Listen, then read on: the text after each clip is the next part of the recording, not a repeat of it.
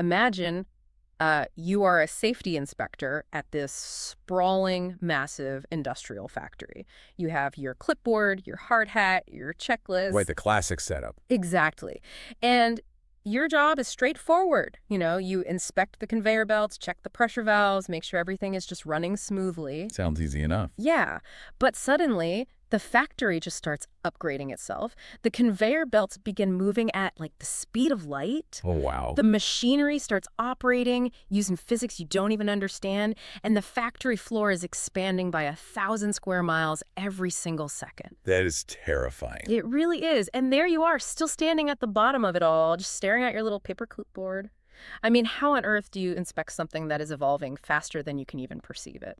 You really can't. Okay, let's unpack this. Yeah. Because that impossible factory scenario, that is exactly where we find ourselves today with AI alignment. It really is the perfect analogy for what's happening right now. Yeah, so for this deep dive, we are pulling from two really fascinating internal documents out of Anthropic dated April 2026. Right, the recent ones. Yes, we have a public alignment science blog post, and then this unpublished, highly detailed research report led by Jiaxin Wen and a whole team of Anthropic researchers. And the scope of what they're attempting here is just incredible. They are tackling what might actually be the single most critical bottleneck in the entire field of artificial intelligence right now. Which brings us to the actual mission for our deep dive today for you listening. As frontier AI models get smarter, faster, and just more complex, human researchers physically cannot keep up with the work required to keep them safe. Yeah, aligned with human values, essentially. Right. We are losing the race against our own creations. So the researchers at Anthropic ask this kind of mind-bending question: what happens if we use AI to automate the safety research on itself? Can the models basically align themselves? Exactly. So, I mean, if an AI factory is upgrading itself so rapidly, why can't human researchers just hire more inspectors to watch it? Well, because it's a fundamental problem of scale. It's often called the scalable oversight problem. Scalable oversight. Yeah, we have far more promising research directions than we have, qualified humans to actually pursue them. Yeah. The models are simply moving too fast. So it's a sheer numbers game. It's like trying to proofread a million-page novel written in an alien language, and the author is writing a new page every single millisecond. Oh man, yeah. Human researchers cannot parse that sheer volume of information quickly enough to verify if the AI is, acting safely or maliciously. Right. How do you oversee an intelligence that is fundamentally smarter and faster than you are? So to study this paradox, the Anthropic team focused on a specific proxy problem. They call it weak to strong supervision. Yes, weak to strong. I was thinking about this, and it really is like a fifth-grade math teacher trying to supervise and grade the thesis of a PhD astrophysicist. That's a really good way to put it. Right, because the teacher only knows basic fractions, but they are trying to get this brilliant astrophysicist to perform at their absolute peak. Right. How do you get that strong student to do their best work using only the incredibly weak, rudimentary signals that the fifth-grade teacher can actually provide? That is the perfect analogy.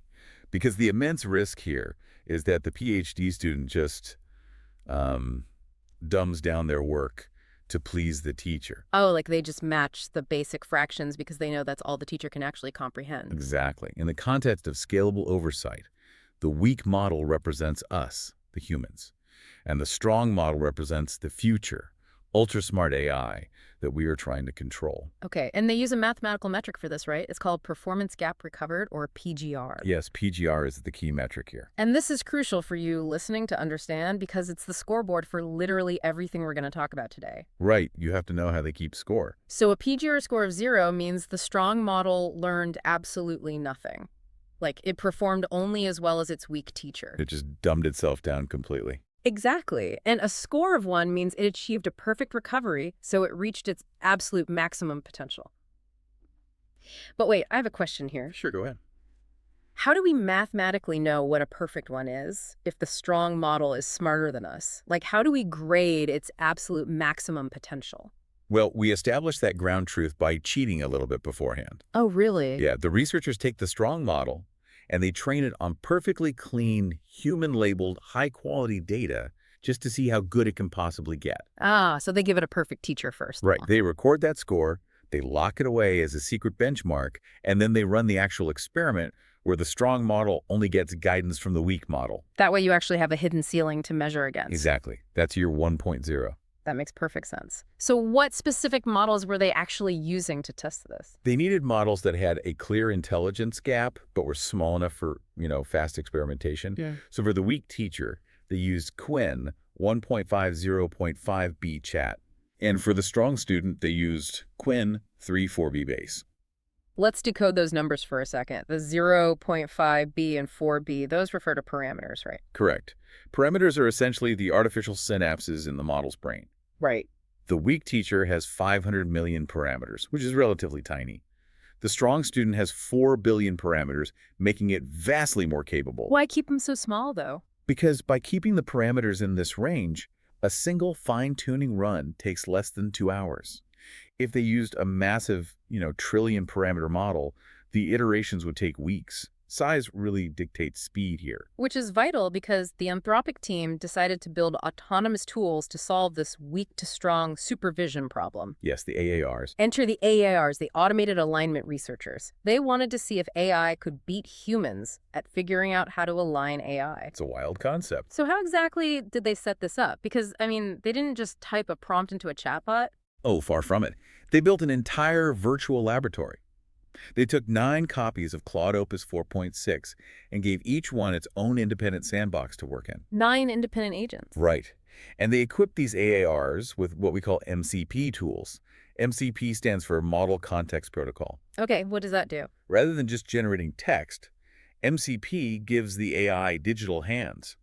It allows the model to pull levers, write and execute Python code, read databases, and submit its experiments to a remote grading server. And they gave these 9 Claudes a shared forum. I find this part so fascinating. Yeah, the forum was crucial. They could circulate their findings with each other, almost like publishing mini papers. How did that actually work in practice? It functioned like an accelerated academic conference.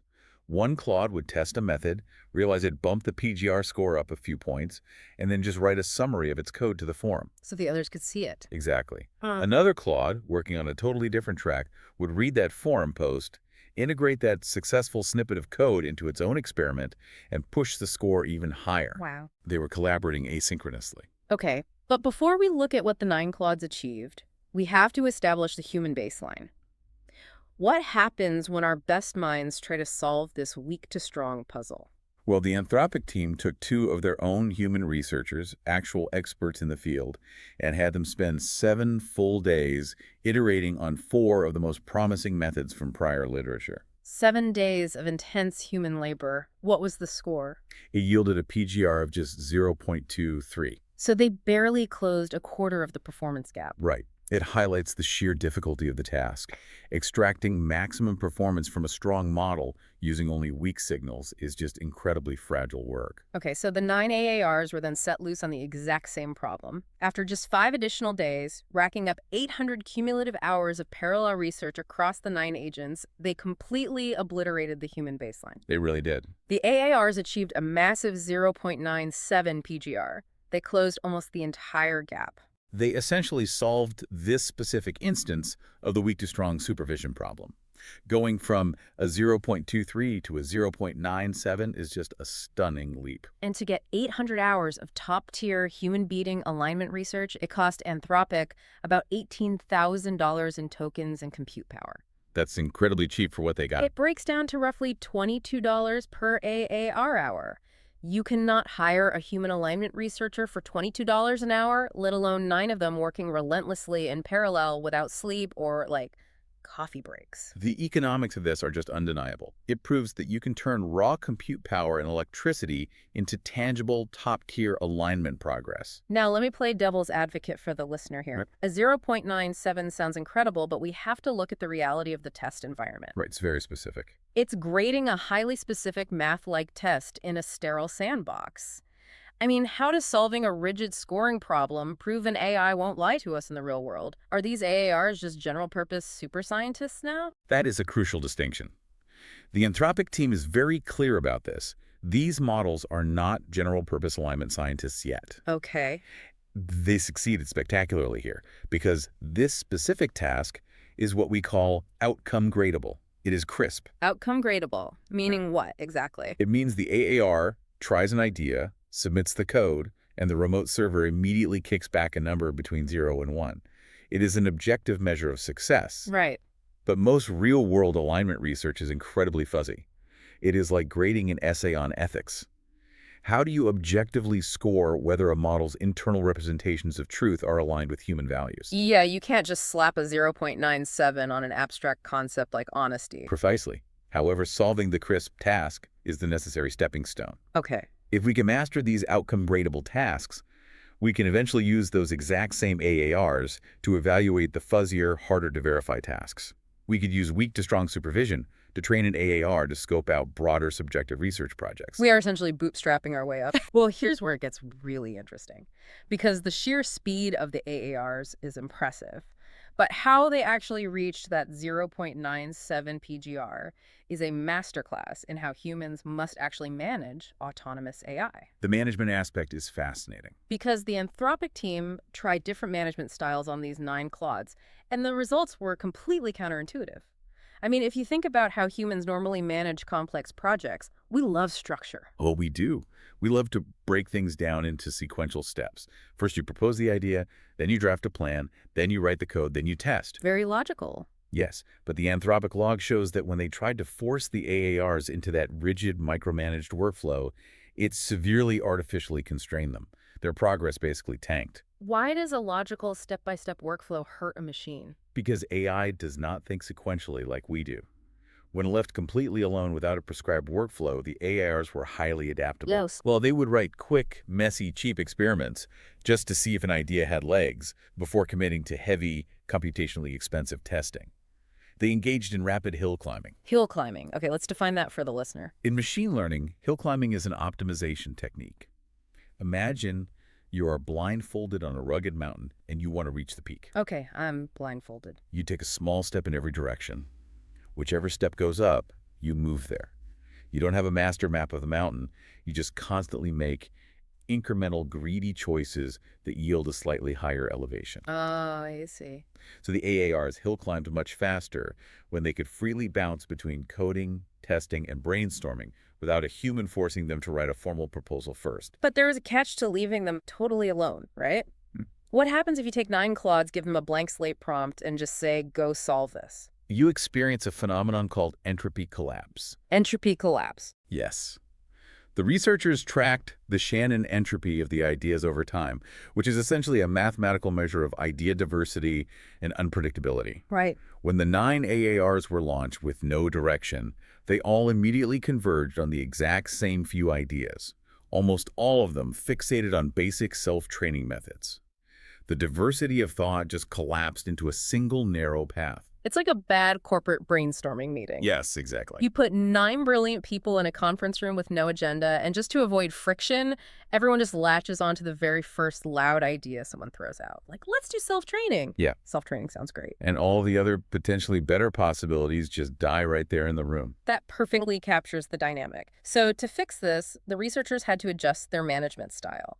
Instead of a blank slate, they gave each of the 9 AARs a slightly different, intentionally ambiguous starting direction. Vague nudges, basically. Right. They told one, maybe look into confidence weighting. They told another, maybe explore evolutionary methods. Let's unpack what those actual methods mean, because they didn't just tweak variables. Right, they're totally different approaches. Confidence weighting, for example, involves teaching the weak teacher model to explicitly tell the strong student model when it is unsure about an answer, rather than just guessing. Oh, that makes sense. It passes along a signal of uncertainty, which helps the strong model avoid learning bad habits. And evolutionary methods. Evolutionary methods are entirely different. The AAR treats lines of code, like genetics, mutating random variables, testing them, and letting the most successful mutations survive to the next generation. Wow. And with those vague nudges, the AARs mapped out an incredible diversity of 11 distinct method families.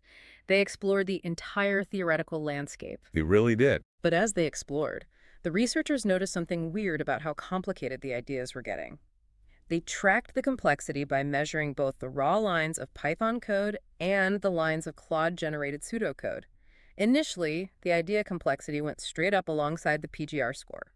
Which is exactly what you would expect. To get a higher score, The AI just keeps adding more and more complex code, Yeah. stacking 20 different tricks on top of each other. Right, getting bloated.